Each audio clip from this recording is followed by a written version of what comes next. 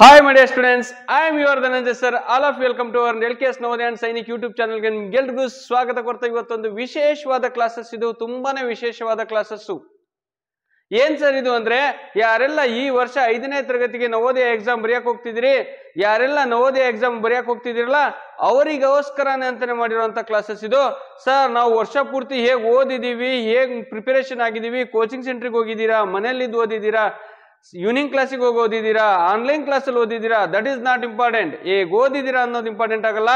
ಈಗ ಎಕ್ಸಾಮಿಗೆ ಹತ್ತಿರದಲ್ಲಿರುವ ಕೇವಲ 30 ಡೇಸ್ ಆಗಿರ್ಬೋದು, 25 ಡೇಸ್ ಆಗಿರ್ಬೋದು, 45 ಡೇಸ್ ಆಗಿರ್ಬೋದು, ಕೊನೆಯ ಕ್ಷಣದ ತಯಾರಿ ಹೇಗಿರ್ಬೇಕು. ಕೆಲವ್ರು ಹೇಳ್ತಾರೆ ಸರ್ ವರ್ಷಗಟ್ಟಲೆ ಓದಿದ್ರು ಪಾಸ್ ಆಗಲ್ಲ, ಈ ಹುಡುಗ ನೋಡ್ರಿ ಸರ್ ಬರೇ ಒಂದೇ ಒಂದು ತಿಂಗಳು ಓದಿ ಪಾಸ್ ಆಗ್ಬಿಟ್ಟ ಅಂತವ್ರು ಇದ್ದಾರೆ. ಕಾರಣ ಅಷ್ಟೇ, ಅವರು ಎಕ್ಸಾಮ್ ಟೈಮಲ್ಲಿ ಕೆಲವೊಂದು ರೂಲ್ಸ್ ಗಳನ್ನ ಫಾಲೋ ಮಾಡ್ತಾರೆ. ಎಕ್ಸಾಮ್ ಟೈಮಲ್ಲಿ ಕರೆಕ್ಟಾಗಿ ಕಾನ್ಸಂಟ್ರೇಟೆಡ್ ಮಾಡ್ತಾರೆ. ಏನನ್ನ ಹೇಗನ್ನ ಏನೇನು ಓದ್ಕೋಬೇಕು, ಎಕ್ಸಾಮಿಗೆ ಏನೇನು ಬೇಕಾಗತ್ತೆ ಅದನ್ನ ಮಾತ್ರ ಫೋಕಸ್ ಮಾಡ್ರಿ. ನಾವು ಎಲ್ಲದನ್ನು ಓದಿ ಎಲ್ಲಾದು ತಿಳ್ಕೊಂಡು ಸರ್ವಜ್ಞನಾಗದ ಅವಶ್ಯಕತೆ ಇಲ್ಲ. ಬಟ್ ಎಕ್ಸಾಮಿಗೆ ಏನ್ ಕೇಳ್ತಾರ, ಕರೆಕ್ಟಾಗಿ ಏನ್ ಕೇಳ್ತಾರ ನೋಡ್ರಿ, ಅದನ್ನ ಕರೆಕ್ಟಾಗಿ ಓದ್ಕೊಂಡ್ರೆ ಸಾಕು ನಾವು. ಹೌದೇ ಇಲ್ಲ? ನಮಗೇನ್ ಬೇಕಾಗಿರುತ್ತೆ, ಈ 5ನೇ ತರಗತಿ ಮಗು ಎಲ್ಲದನ್ನು ತಿಳ್ಕೊಂಡು SSLC PUC ಸಿಲೆಬಸ್ ಎಲ್ಲ ತಿಳ್ಕೊಂಡು ಸರ್ವಜ್ಞ ಆಗೋ ಅವಶ್ಯಕತೆ ಇಲ್ಲ. ಈ ಎಕ್ಸಾಮ್ ಪಾಸ್ ಆಗ್ಬೇಕಂದ್ರೆ ಒಂದು ಸಿಲೆಬಸ್ ಕಾಪಿ ಅಂತ ಇರುತ್ತೆ, ಒಂದು ಸ್ಟ್ರಾಟಜಿಕ್ ಅಂತ ಇರುತ್ತೆ, ಒಂದು ಕ್ವಶನ್ ಪೇಪರ್ನ ಇಷ್ಟು ಸಿಲೆಬಸ್ ಒಳಗ್ ತಗೋಬೇಕು ಅಂತ ಇರುತ್ತೆ. ಅದನ್ನ ಮಾತ್ರ ಫಾಲೋ ಮಾಡ್ರಿ. ಇಷ್ಟನ್ನ ಮಾತ್ರ ತಿಳ್ಕೊಂಡಿದ್ರೆ ಸಾಕು, ಈ ಮಗು ಇದಕ್ಕೆ ಎಲಿಜಿಬಲ್ ಆಗತ್ತೆ.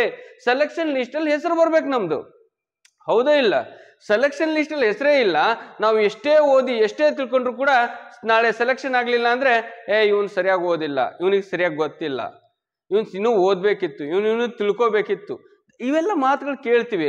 ಅದಕ್ಕೋಸ್ಕರ ಎಕ್ಸಾಮ್ ಟೈಮಲ್ಲಿ ಯಾವ ತರ ಪ್ರಿಪರೇಷನ್ ಆಗಬೇಕು, ಏನನ್ನ ಫೋಕಸ್ ಮಾಡಬೇಕು, ಯಾವ ಸಬ್ಜೆಕ್ಟ್ ಮೇಲೆ ಅತಿ ಹೆಚ್ಚು ಫೋಕಸ್ ಮಾಡಬೇಕು, ಎಲ್ಲದರ ಬಗ್ಗೆ ಮಾಹಿತಿ ಕೊಡ್ತಾ ಇದ್ದೀನಿ ನಿಮ್ಗೋಸ್ಕರನೇ. ಹಾಗಾದ್ರೆ ಇನ್ನು ಯಾರೆಲ್ಲ ನಮ್ಮ ಚಾನೆಲ್ನ ಸಬ್ಸ್ಕ್ರೈಬ್ ಮಾಡ್ಕೊಂಡಿಲ್ಲ ಬೇಗ ಸಬ್ಸ್ಕ್ರೈಬ್ ಮಾಡ್ಕೊಳ್ರಿ. ಈಗ ನೋಡಿ, ಇವತ್ತಿನ ಅತ್ಯಂತ ಅದ್ಭುತವಾದ ಟಾಪಿಕ್ ನವೋದಯ ಪಾಸ್ ಆಗಲು ಕೊನೆಯ ಕ್ಷಣದ ತಯಾರಿ. ಏನ್ ಹೇಳಿ? ಎಸ್ ಸರ್, ಕೊನೆಯ ಕ್ಷಣದ ತಯಾರಿ. ನೋಡಿ, ನವೋದಯ ಪಾಸ್ ಆಗ್ಬೇಕಂದ್ರೆ ಲಾಸ್ಟ್ ಮೂಮೆಂಟ್ ಅಲ್ಲಿ ನಾವು ಹೇಗೆ ಪ್ರಿಪೇರ್ ಆಗ್ಬೇಕು. ವರ್ಷ ಪೂರ್ತಿ ನೀನು ಓದಿದ್ಯೋ ಬಿಟ್ಟಿದ್ಯೋ ದಟ್ ಇಸ್ ನಾಟ್ ಇಂಪಾರ್ಟೆಂಟ್. ಈಗ ಐತಲ್ಲ ಬಹಳ ಇಂಪಾರ್ಟೆಂಟ್. ಶುರು ಹಚ್ಕೊಳ್ಳೋಣ. ಹಾಗಾದ್ರೆ ಮೊಟ್ಟ ಮೊದಲನೇದಾಗಿ ನಾನ್ ನಿಮಗೆ ಹೇಳುವಂತ ಕಾನ್ಸೆಪ್ಟು ಯಾವುದು ಸರ್ ಅಂದ್ರೆ, ನೀವು ಒಂದು ಎಕ್ಸಾಮ್, ಯಾವುದೇ ಎಕ್ಸಾಮ್ ಬರೀಲಿ, ಅದು ನವೋದಯ ಆಗಿರ್ಲಿ, ಸೈನಿಕ ಆಗಿರ್ಲಿ, ಯಾವುದೇ ಎಕ್ಸಾಮ್ ಆಗಿರ್ಲಿ, ಆದ್ರೆ ಫಸ್ಟ್ ನಮ್ಮ ಹತ್ರ ಏನಿರ್ಬೇಕು, ನಾವು ಅಪ್ಲಿಕೇಶನ್ ಹಾಕಿದೀವಿ ಸರ್ ಅದನ್ನ ಎಕ್ಸಾಮ್ ಬರೀಬೇಕು ಅಂದ್ರೆ ಫಸ್ಟ್ ನಮ್ಮ ಹತ್ರ ಸಿಲೆಬಸ್ ಕಾಪಿ ಇರಬೇಕು. ಏನಿರ್ಬೇಕು? Syllabus copy.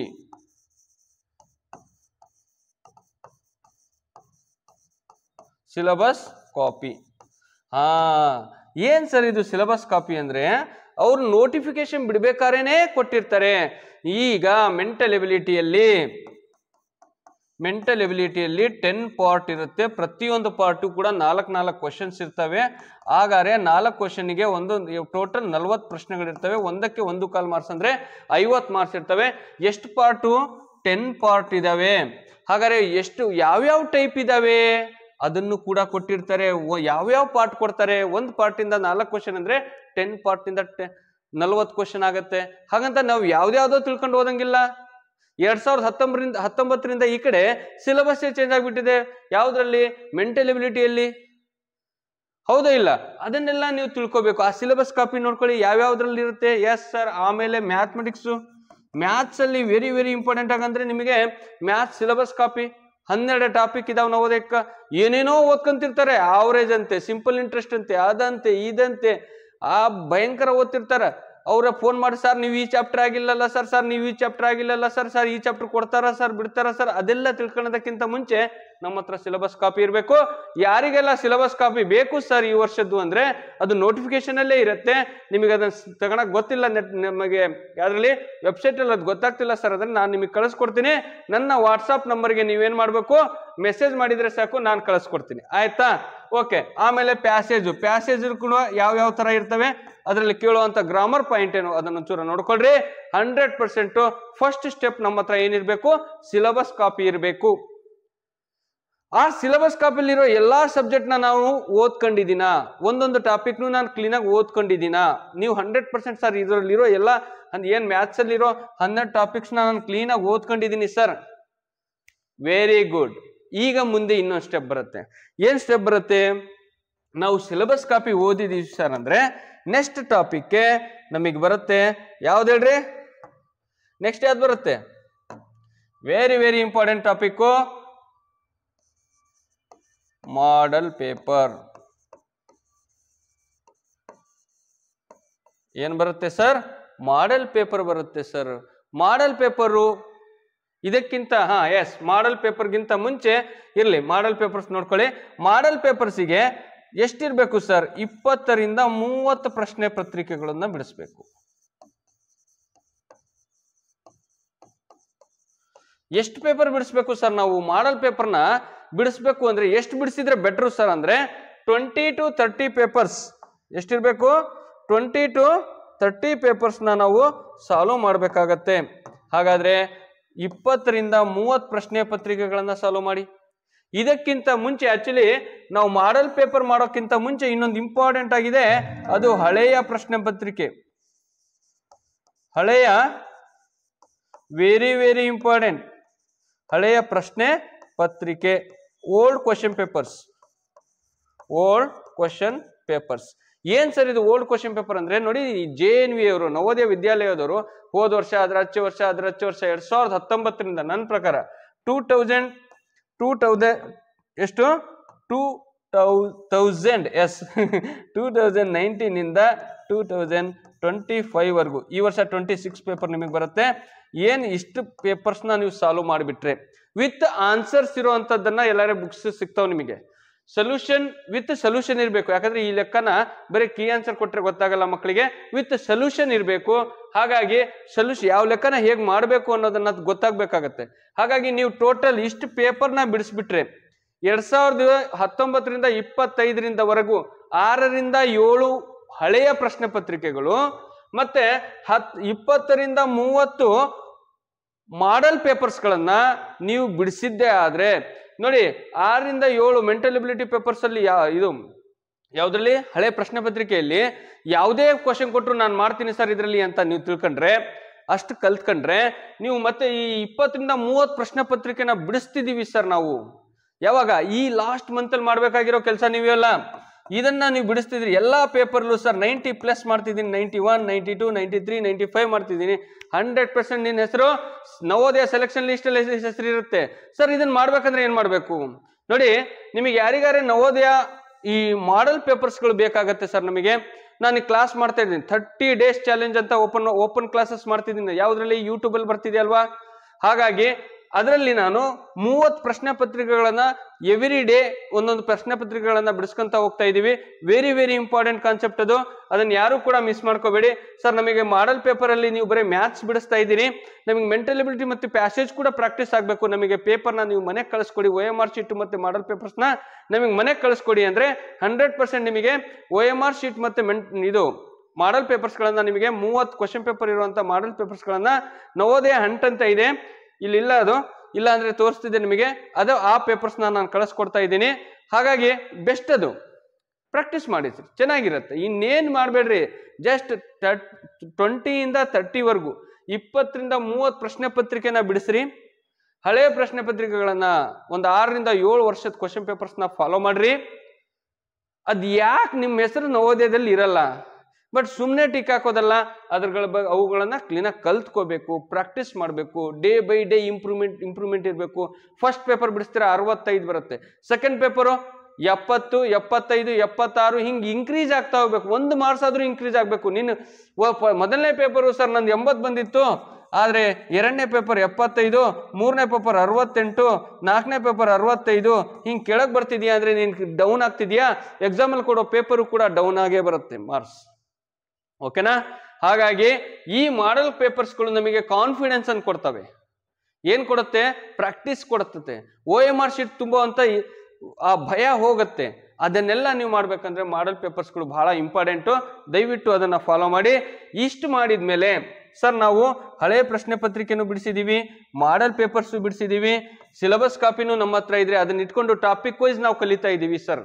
ವೆರಿ ಗುಡ್ ಪುಟ, 100%. ಒಂದು ತಿಂಗಳಿಗೆ ಕೆಲಸ ಮಾಡು. ಜೊತೆಗೆ ಯಾವ್ದೋ ಮಾಡಲ್ ಪೇಪರ್ಸ್ ಬಿಡಿಸ್ಬೇಕಾದ್ರೆ ಸರ್ ನನಗೆ ಬೋರ್ಡ್ ಮಾಸ್ ಇದೆಯಲ್ಲ, ಬೋರ್ಡ್ ಮಾಸ್ ಟಾಪಿಕ್ ಇಂದ ಬರೋ ಕ್ವಶನ್ ನನಗೆ ಸರಿಯಾಗಿ ಬಿಡಿಸಕ್ ಬರ್ತಿಲ್ಲ, ರಾಂಗ್ ಆಗ್ತಿದೆ ಸರ್. ನನಗೆ ಯಾವ್ದೋ ಲಾಭ ಮತ್ತೆ ನಷ್ಟದಲ್ಲಿ ಮಾರಿದ ಬೆಲೆ ಕಂಡಿಡೀರಿ ಅಥವಾ ನಷ್ಟ ಕಂಡಿಡೀರಿ, ಅಲ್ಲಿ ಸ್ವಲ್ಪ ಕನ್ಫ್ಯೂಸ್ ಆಗುತ್ತೆ ಅಂದ್ರೆ ಆ ಟಾಪಿಕ್ ನಾವು ರಿವಿಷನ್ ಮಾಡಬೇಕು. ಇನ್ನೊಂದು ಕಡೆ ನಿಮಗೆ ವೆರಿ ಇಂಪಾರ್ಟೆಂಟ್ ಅಂದ್ರೆ ರಿವಿಷನ್. ಕ್ವಶನ್ ಪೇಪರ್ ಬಿಡಿಸ್ತಾ ಇದ್ದೀರಿ, ಕೆಲವೊಂದು ಕ್ವಶನ್ ಟಫ್ ಆಗ್ತಿದೆ, ಆ ಟಾಪಿಕ್ ಅನ್ನ ನಾವು ಇನ್ನೊಂದ್ಸಲ ರಿವಿಷನ್ ಮಾಡಬೇಕು. Yes sir no? Yes sir. ನೋಡಿ, ಪ್ರತಿಯೊಂದು ಕಾನ್ಸೆಪ್ಟ್ ಕೂಡ ನಮಗೆ ಬಹಳ ಇಂಪಾರ್ಟೆಂಟ್ ಆಗತ್ತೆ. ಪ್ರತಿಯೊಂದು ಟಾಪಿಕ್ನು ನಾವು ರಿವಿಷನ್ ಮಾಡ್ಕೋಬೇಕು. ಬರೇ ಪೇಪರ್ ಬಿಡಿಸ್ಕೊಂಡು ಬರೇ ಇದನ್ನ ಮಾಡೋದಕ್ಕಿಂತ ಲಾಸ್ಟಿಗೆ ಇನ್ನೊಂದ್ಸಲ ರಿವಿಷನ್ ಮಾಡ್ರಿ. ಇಷ್ಟು ನೀವು ಮಾಡಿ ನೋಡ್ರಿ, ನಿಮ್ಮ ಹೆಸರು ನವೋದಯ ಲಿಸ್ಟಲ್ಲಿ ಟಾಪ್ 10 ಒಳಗಿರ್ಬೇಕು. 80 ಹುಡುಗರ ಲಿಸ್ಟ್ ಅಲ್ಲ, ಎಷ್ಟು ಹುಡುಗರಲ್ಲಿ ಎಷ್ಟರಲ್ಲಿ ಇರಬೇಕು? ಟಾಪ್ 10 ಒಳಗಿರ್ಬೇಕು ನಾವು. Yes sir no? Yes sir, that is the important. ಹಾಗಾಗಿ ನೋಡಿ, ನೀವೇನ್ ಮಾಡ್ರಿ ಸರ್, ಸಿಲೆಬಸ್ನ ನಾವು ರಿವಿಷನ್ ಮಾಡ್ತಿದೀವಿ, ಕೆಲವೊಂದು ಟಾಪಿಕ್ ಅರ್ಥ ಆಗ್ತಿಲ್ಲ, ಕೆಲವೊಂದು ಟಾಪಿಕ್ ನೋಡಿ, ಕೆಲವೊಂದನ್ನ ನಾನು ಯೂಟ್ಯೂಬಲ್ಲೂ ಕೂಡ ಮಾಡಿ ಹಾಕಿದ್ದೀನಿ ಕೆಲವೊಂದು ಟಾಪಿಕ್ಗಳನ್ನ. ಇನ್ನು ಸರ್ ನಮಗೆ ಪ್ರತಿಯೊಂದು ಟಾಪಿಕ್ ವೈಸ್ ಕ್ಲಾಸಸ್ಗಳು ಬೇಕು ಅನ್ನೋರಿಗೆ ನಾವು ಪ್ರತಿದಿನ ಆನ್ಲೈನ್ ಕ್ಲಾಸ್ ಅಂತ ಮಾಡ್ತಿದ್ದೀನಿ. ಯಾವ್ದು ಹೇಳ್ರಿ?